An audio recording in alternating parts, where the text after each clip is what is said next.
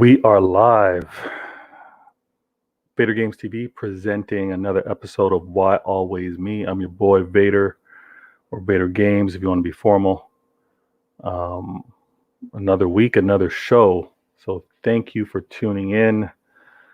You know what it is. Get things off my chest, get some ideas out of my head, and just look to have a conversation with you guys. So, guys and girls, so thank you so much. Another week and a lot to talk about. Hopefully, let me start off by saying hopefully everyone had a good week. The soccer teams, the football teams that you support, depending on where you are in the world, that's how you refer to the sport. Hopefully the matches went well for you guys and girls. As a Man City fan, it was a good week. Could have been better, but it was a good week. And obviously, as a rival fan, there was a lot of enjoyment based off of some of the rivals that, I'm naturally against. But let's jump right into it. Champions League. You got to talk about Champions League. That was the most important thing this week. Champions League, as well as to a lesser degree, Europa. But we're going to talk about Champions League. And I'd be lying to you if I didn't say that I was stressing. I was stressing the first leg of the quarterfinals against Borussia Dortmund because it's no secret Man City hasn't had the most, or the greatest success in Champions League. Really, Pellegrini took Man City to the furthest with regards to the semifinals. Pep hasn't been able to make it out of the quarters, so there's a lot riding on this series. And the man of the hour, the man of the summer, Haaland, deservingly so, has a lot of attention. And I was just nervous going into the game. I didn't know how the team would have been set up, right? Because Pep has a tendency to overthink, add new wrinkles, and I just wanted the best 11 to go up against the team. So we just, set the record straight, properly win the first leg and move on. But I can't lie, that starting 11 by Man City was very interesting because right off the jump, there was no Sterling. And on top of that, Pep had Bernardo Silva, Kevin De Bruyne, Ilkay Gundogan, and Phil Foden. Creative midfielders. I mean, De Bruyne can play on the wing. Obviously, Silva can play on the wing. Foden can play on the wing. They can all play central. But he had all four of them to start the game. And I was like, what if there's an adjustment that you want to make? What if there was, a possible injury, even just fatigue, right? You want to get a sub off. I found it really interesting that those were the players that he started with. So I was nervous. And looking at how the team played, because I watched it live. I also went back and watched, skipped some moments of it, but watched it again. And the team definitely played nervous. Man City as a squad, the starting 11, from keeper to striker, or I should say to false nine, played nervous. And it was stressing me out because at moments where they should have just properly cleared out the ball, it was a little too nonchalant. Ederson, obviously, he was a little too nonchalant as well with the ball. And I was just like, guys, sloppy. Fix up, man. This we're gonna catch ourselves in a moment where we're gonna regret it. Okay. So for the most part, the moments that were threatening, they kind of dissolved themselves. But it was nerve-wracking. So I'm confident with regards to the second leg because I think Man City can clean things up. They definitely can clean things up. And I think also because this first leg's been played, Pep's going to know how he's going to want to approach the second leg and really take advantage of the squad. Because Dortmund's good, but honestly, and I hate to say this, I'm knocking on the table. Table's made of wood. Dortmund's good, but they're not good enough to beat Man City. So, and again, a tournament like this, anything can happen. But Man City, they do their business. They should win the game. Let me make sure I got everything. My levels, viewers, let me know.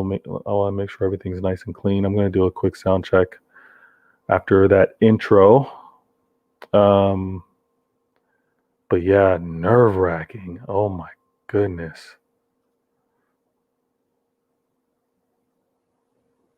All right, just looking for the levels. That seems good.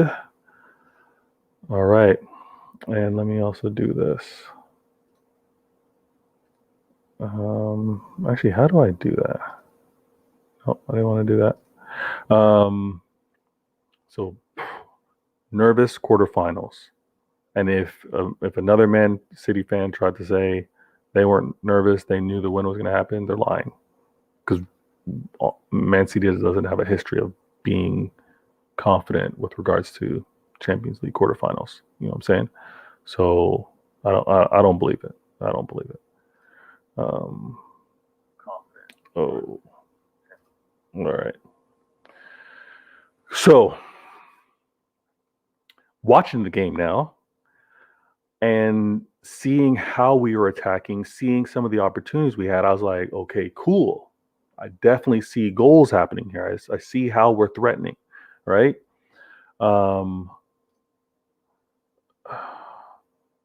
One thing that was wild was the goal, or the potential goal that was scored by Dortmund, but fortunately for Man City, the whistle was already blown. And it happened to do with Ederson, like I was talking about earlier, players being too nonchalant, too cash, not really having the sense of urgency. And Ederson got caught. And because of it, because he didn't show that urgency, he didn't clear the ball quick enough. Dortmund obviously get the ball, they shoot it on net, but the ref blew the whistle before the ball went through the net, so it was disallowed. Looking back on it, it wasn't a foul. I'll be clear to say it wasn't a foul. I think Dortmund should have been given the goal. But I also want to talk about a moment that happened earlier in the game with regards to Rodri in the 18-yard box, I believe attempting to tried to head the ball on a corner, right?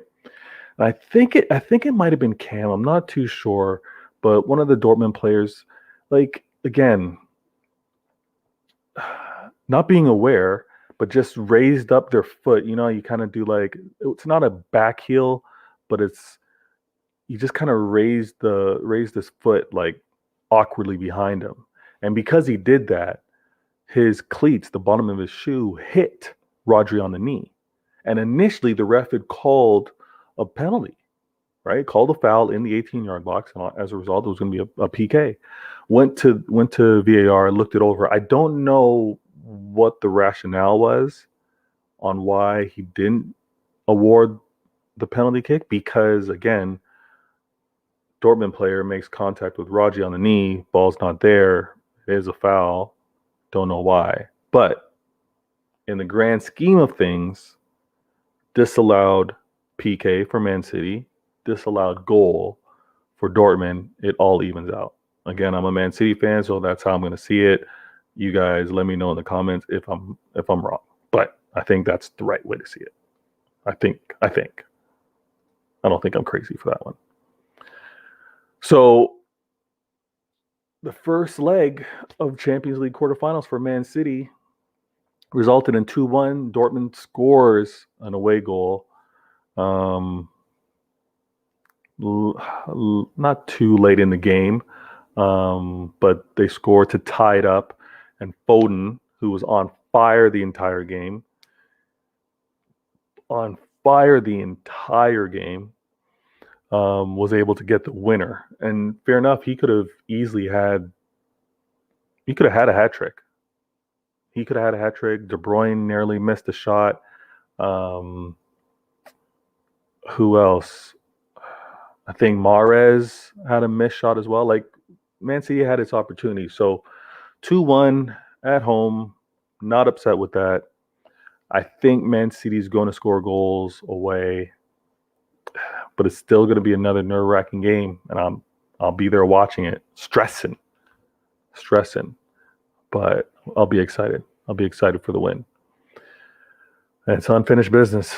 I mean, it's got quarterfinals at a minimum, semifinals are a must.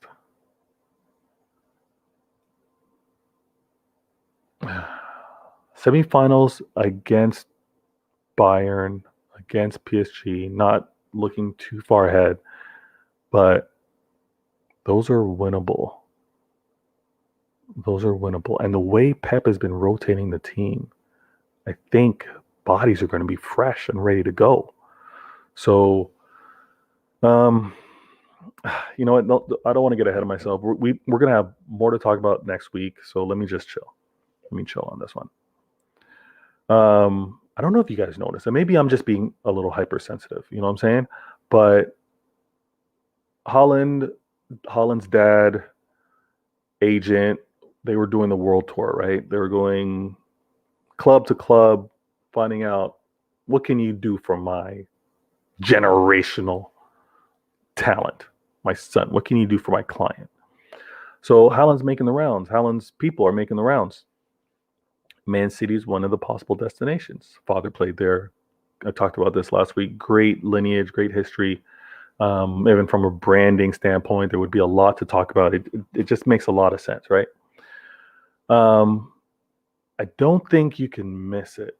But while Haaland was at the Etihad, man was showing the ultimate respect. Like respect a former player might show, or respect that a future player might show, because he, on more than one occasion, made it a point not to step on the Man City crest. That's big. That's big. In football culture, you know what I mean? You're gonna divert. You're gonna take the long way. You know, you're gonna take the scenic route, and you're gonna avoid stepping on the badge. And Haaland did that on more than one occasion. So I don't think that can be easily dismissed. And there's some jokes on social media too, on Twitter, where he's wearing Man City blue in random situations. You know what I mean? Like wearing random City Jordans, you know, a random Man City colored backpack, right? So maybe there's some hints there. I'm going to take it. I'm going to take those hints, because shoot, why not? I mean, why not? I know the competition is going to be fierce for this guy. So in the moment, live with it. And the reason why I'm going to live with it and run with it is because watching the first leg of the Champions League, okay? Watching the first leg of the Champions League and just seeing how Haaland was playing. And I'll tell you about a moment in the game. So there was, Haaland was getting a service. I mean, I haven't watched many Dortmund games, so I would say that he wasn't getting the ball or wasn't getting as many attempts as he typically does. However, he got two key moments. Obviously, he was the key reason for the goal that actually happened, because the ball came into him. He did a quick flick and got it on. But there was a moment in the game where it was him one-on-one with one of our best center backs, and arguably probably could be our player of the year for Man City, right? So Ruben Diaz was one-on-one with Haaland, and Ruben, young talent, great leader in the defense, but it was him one-on-one. In this instance, Haaland got the better of him, right? Haaland was able to turn, held him off to the point where Diaz was, he was just fighting and actually kind of stumbled over, fell down, was able to kind of like push Haaland off a little bit, so he lost his balance. And at the same time, Ederson's getting off his line, making himself big to block the net, and was able to actually stop the goal. But that was a great example of what Haaland could possibly do in the EPL against one of the better defenders that Man City has and that the league has. And then I couldn't help but just look and think of the future, and I really think Haaland would fit into Man City flawlessly, because his movement without the ball was great.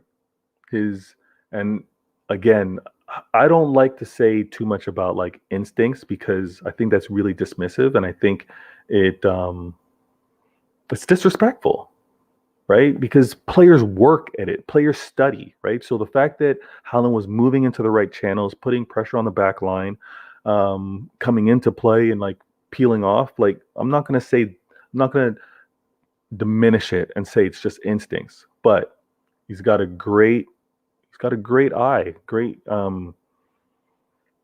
movement, great intelligence with regards to the striker position and trying to get the ball or trying to put pressure on the defense. So him doing that showed that in the Man City system, in the Pep system,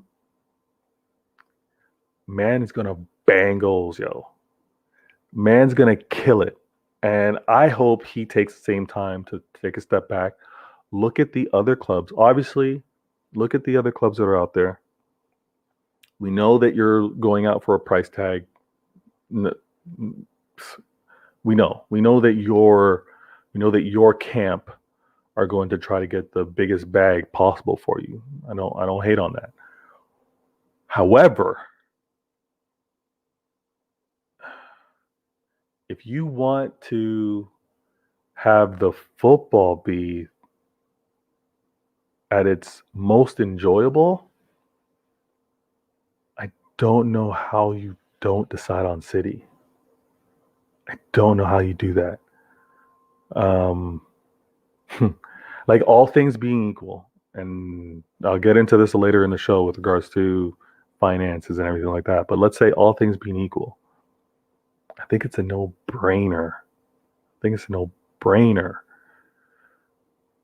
That you go to City, right? Like Haaland played against it, right? So he's there battling against the defensive line, but he's also seeing what obviously the opposing team's doing. He's seeing Foden, he's seeing Mahrez, he's seeing De Bruyne, he's seeing Gundogan, he's seeing how the ball's moving around, he's seeing how, even with regards to, subs and the players coming onto the field, he's seeing all of that. And he's like, I can make this work. That's my hope, at least. Now, Champions League wasn't kind to everybody, right? Wasn't kind to everybody. I mean, you know me.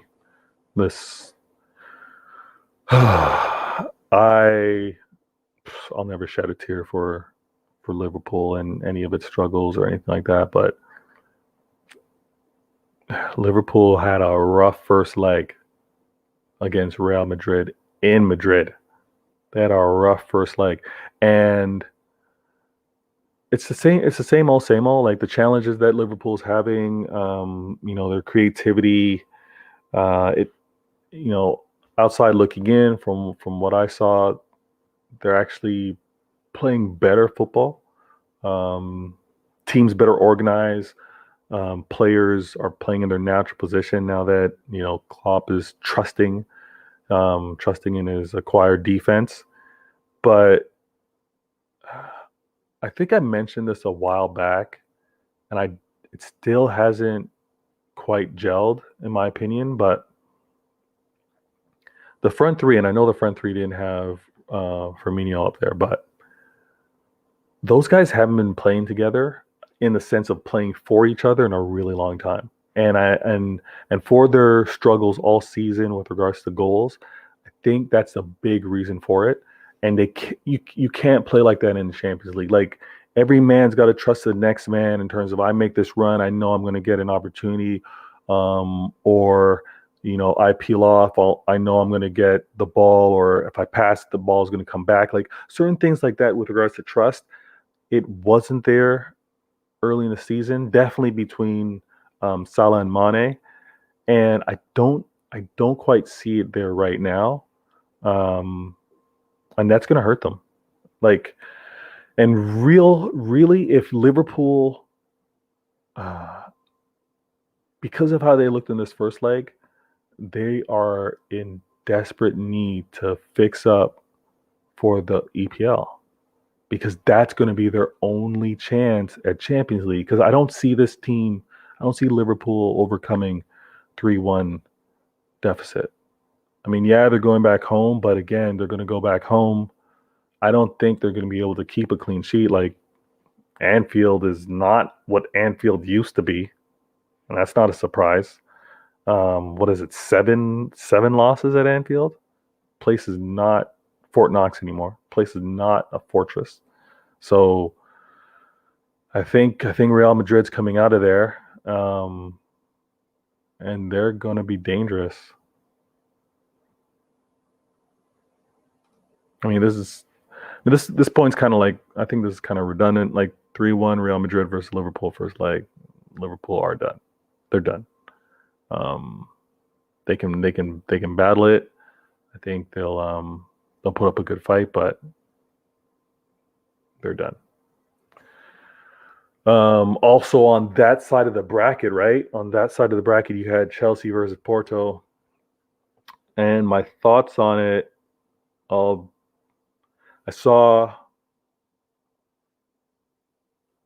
didn't see the entire game, but I saw the first half, and Porto had their chances. And I've seen highlights since, but Porto had their chances. So I think if they're a little more clinical, it's going to be a better second leg. I think also the fact that it was 2-0. There's still a lot of football to be played, so I'm not going to count Porto out. I'd be lying to you if I thought that Porto has a really good chance of doing it, because just the way Chelsea play now with their new manager, they're going to be very, like, defensively, they're going to be very sound defensively.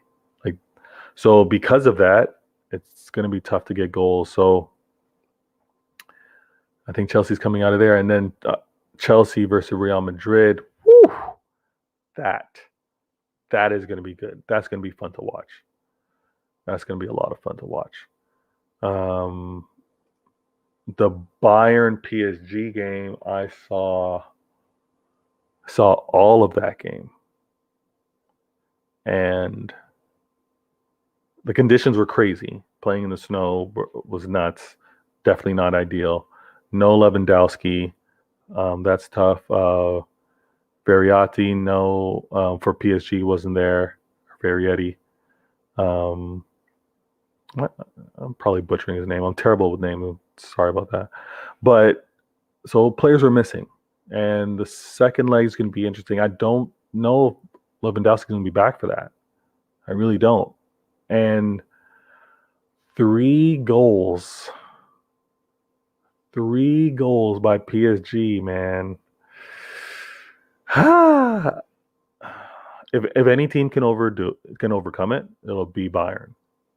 That's a tough task. So I'm definitely going to be tuned in to watch that, because obviously the winner of that series is going to be playing the winner of the Man City Dortmund, which is going to be Man City. But so the winner of that's going to be playing Man City, and that's going to be rough.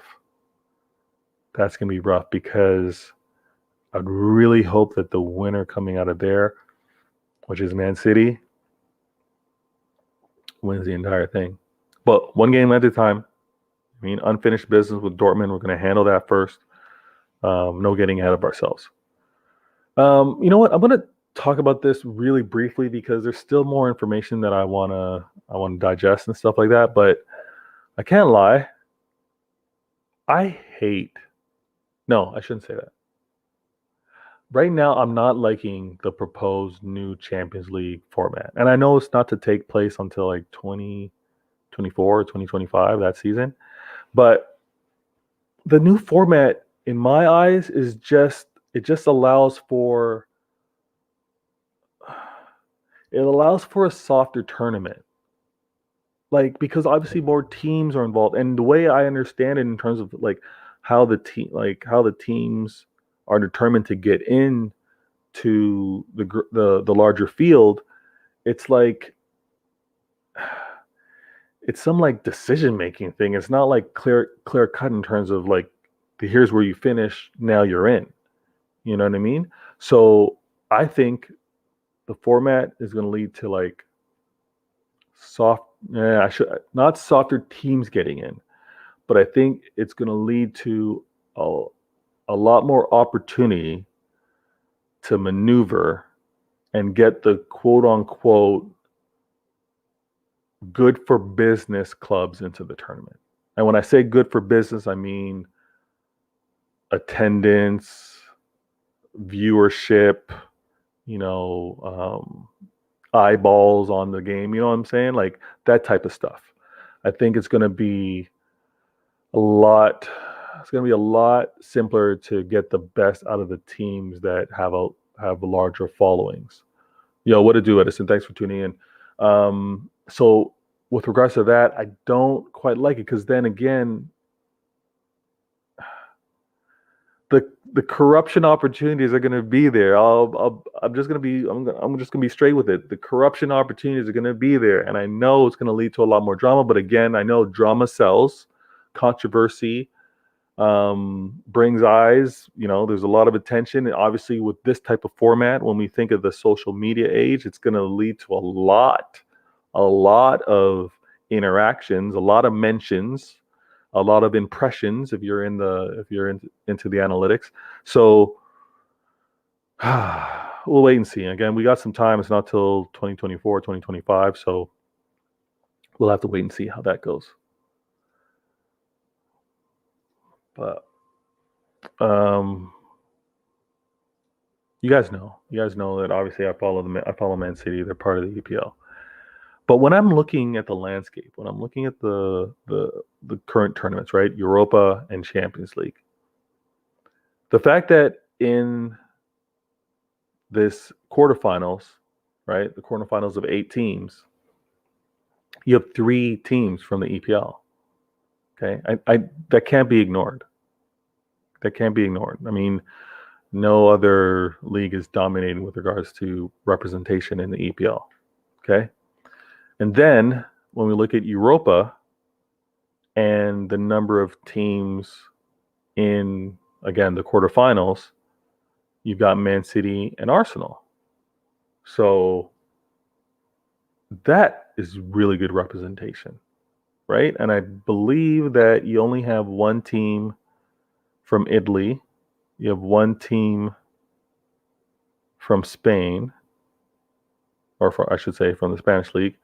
So, and correct me if I'm wrong, viewers, but I think when you look at that, you see that the EPL is representing. You know what I'm saying? I'm not saying they're going to win it, right? Although I am saying it for the Champions League because I'm a Man City fan.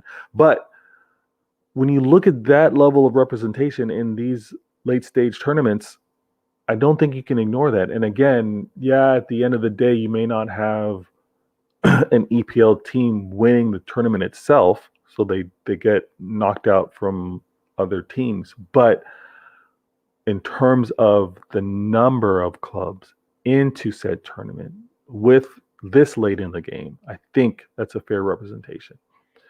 Edison's you looking for some FIFA matches? I got you, my guy. I'm definitely going to get some matches after this broadcast for sure. Only got a few more things I want to tackle, so maybe in the next 15 minutes, my guy. Edison plays in the IEGA, which I'm going to talk about later in the show.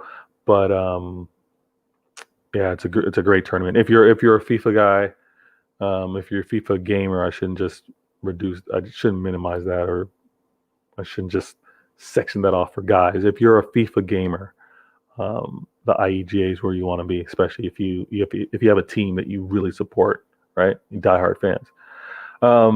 So yeah, I don't think I'm far off by saying that the EPL is dominating Europe because of the number of teams in the Champions League and number of teams in Europa.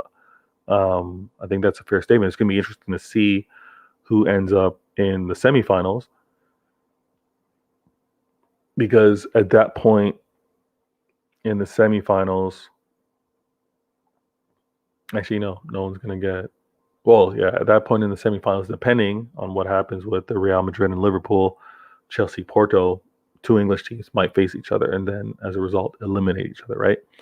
But and then we can't forget that a couple years back, right, there was City, Tottenham, and Liverpool that were in the quarterfinals again of Champions League. So I'm going to sound like a broken record, but this year is a really telling. It's really telling.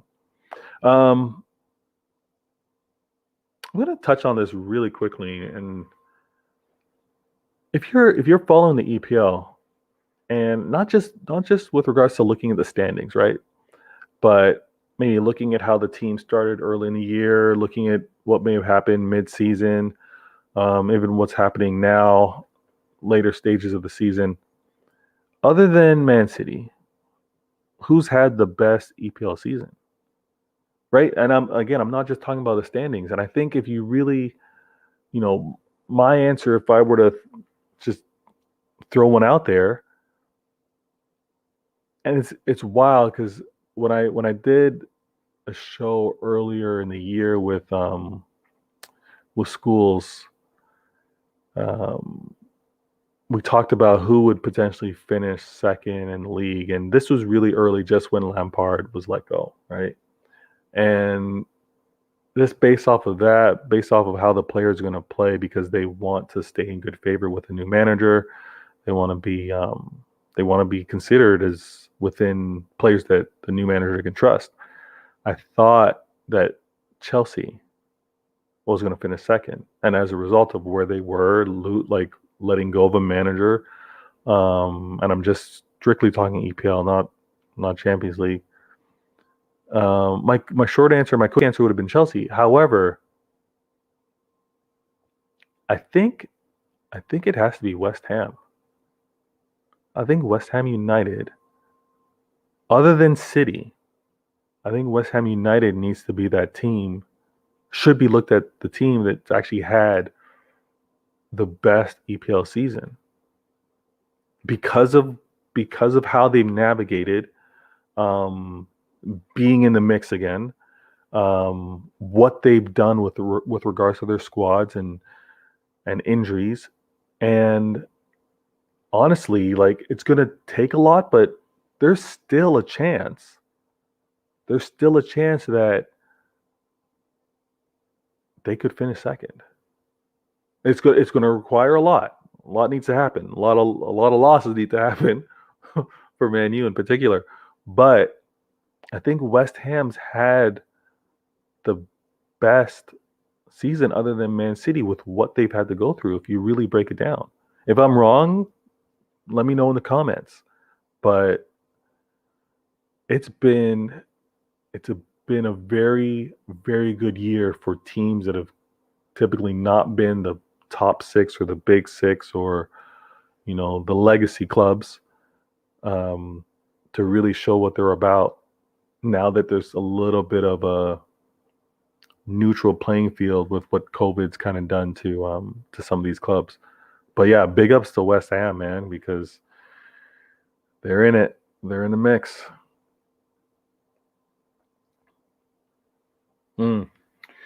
So, not sure if you guys saw the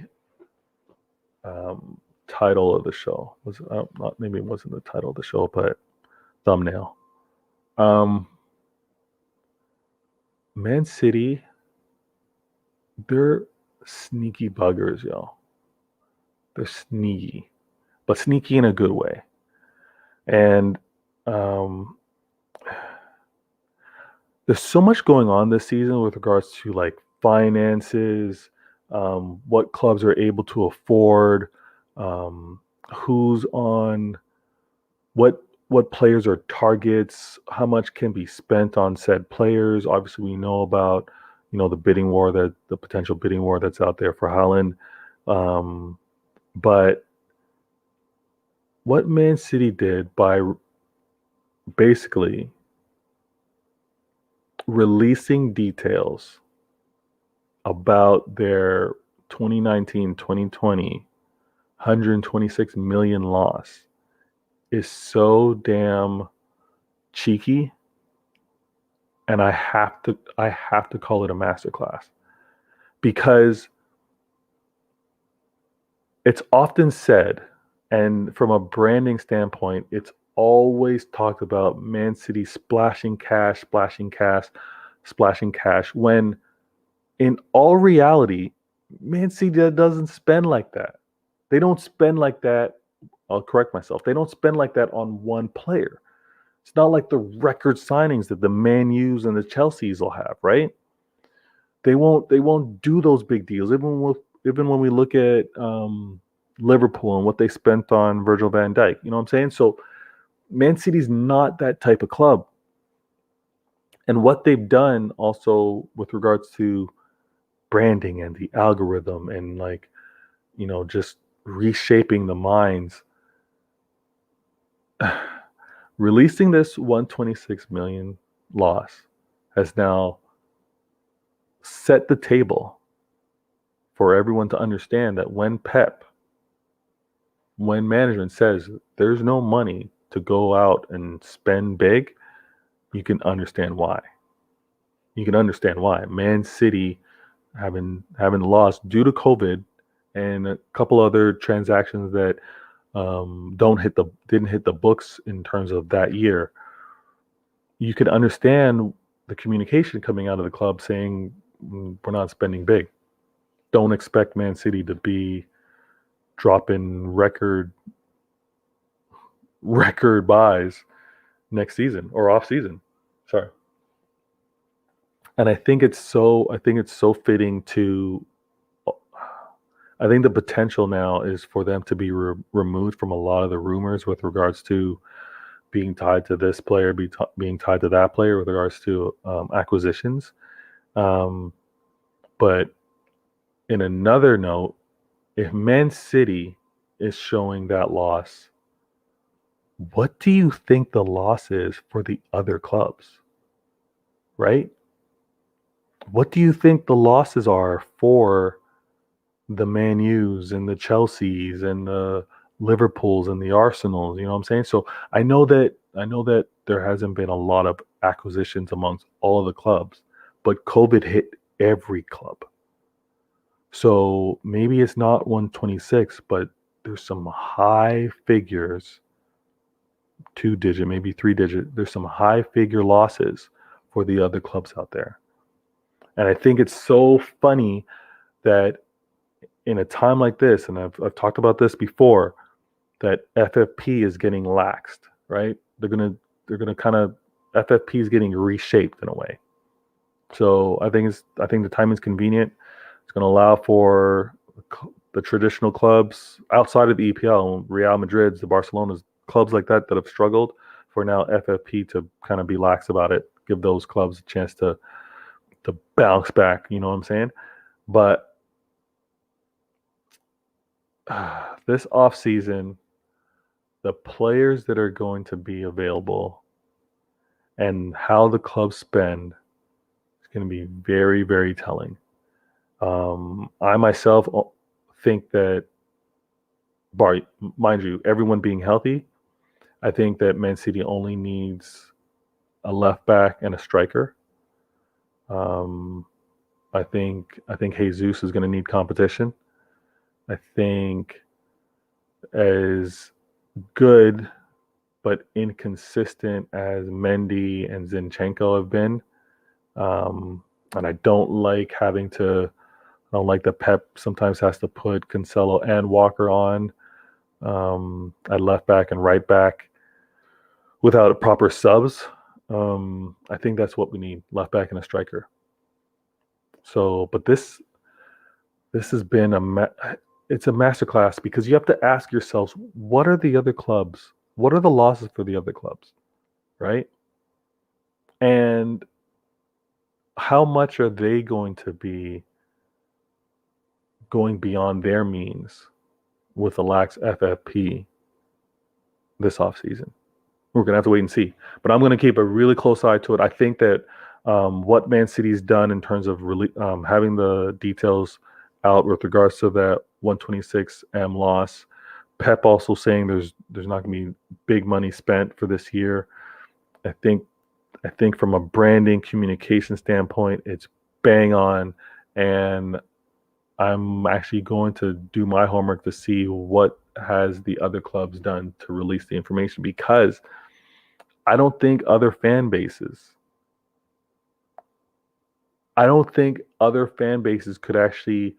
would actually even tolerate their manager saying we're not spending big this offseason. Right? Put whichever club in your head, right? Whichever club in your head, fan base. Okay? Spurs, if they hear that, outrage, right? Fan base have outrage. Man U, right? Man U fans, if they heard that, outrage, right? Arsenal, big spending, I think they'd be okay with that, but to hear no spending, outrage. You know what I'm saying? So if you think of the clubs out there, Liverpool, same thing, right? Liverpool's, mind you, they're probably going to have to sell to buy, but Liverpool, if their fan base heard no more spending after the year that they just had, because there's a lot to, the fans, obviously the fans don't play, but they want their club to win because there's a lot to prove. And then Klopp, in my opinion, this upcoming season he's going to have a lot to prove. And who knows where they're going to end up? Are they going to end up top 4? You know what I mean? Like, what kind of funds are they going to have? So any fan base other than Man City and, with quote unquote, the big established clubs in the EPL, their fan base would be outraged. They'd be going nuts. If I'm wrong, let me know. But that's what I see. That's how I've been seeing it. And that actually reminds me, future episodes, I'm actually going to, because as of late, I've been consuming a lot more YouTube content, especially with regards to EPL and just some of the debates, like some of the conversations, right? And I've come across a lot of really good channels and some great talent that are online, very entertaining. But I'm going to ask the question to you guys next week, and maybe this might be a portion of it, but what channels give you the best banter? You know what? Actually, I'm going to break down what I'm going to do next week. I'm actually going to break down the channels that I find really entertaining. I mean, I know it's totally arbitrary. It's just my opinion, but as a person that's just kind of looked and found things that I like, that I don't like, I'm not going to talk about any of the channels that I don't like. I don't think that's necessary, but I'm definitely going to point out the channels that I think are really good, and for the reason. So check that out next week. Last thing,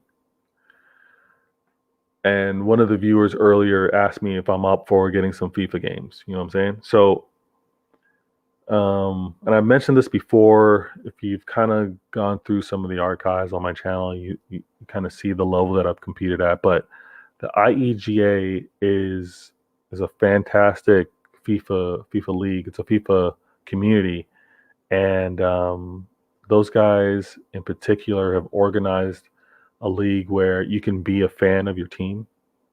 So whether you're I'm a Man City fan, whether you're a Man City fan, a Liverpool fan, if you're a AC Milan, if you're a Barcelona, it doesn't really matter. But the clubs that you're a fan with, the clubs that in and out, you're able to actually compete in many different tournaments in the IEGA.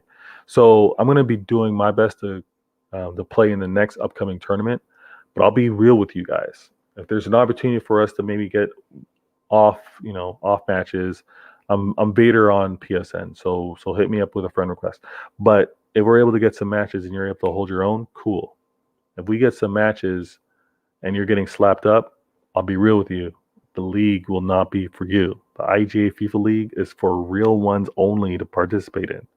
So if you think you got what it takes, definitely hit me up. Let me know you're interested when there's maybe a free night where some players are just getting in some friendlies. I can definitely send you an invite and see where it goes from there. But yeah, if you're not real, don't play. And we could see through the guys that can't play. If you're only good online playing with Barcelona or Real, you're gonna be found out. You know what I mean? Or the same thing goes if you can only play with the best team. So Real, Barca, Man City, Liverpool, PSG. If those are the teams that you're only capable of playing with, you're gonna get found out real quick. But hey, man, check us out. Check me out. I think it'll be lots of fun. That's this week's show. I'm going to try to do these a little more frequent, but it's a weekly show, so we get it in. If something comes to mind, maybe I'll do a preview of the Champions League. But I enjoyed it again. Appreciate the support. Let me hit you with a proper outro.